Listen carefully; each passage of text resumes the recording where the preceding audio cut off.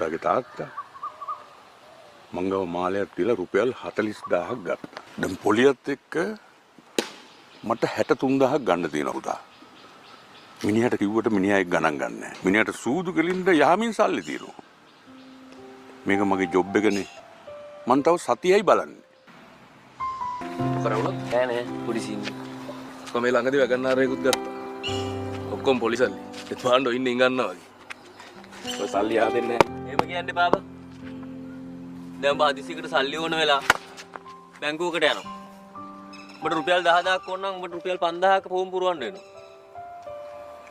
එයාට මුන් හොඳයිනේ බා. එන රිස්ක් එකක් කරන් අපිට සල්ලි දෙනවා.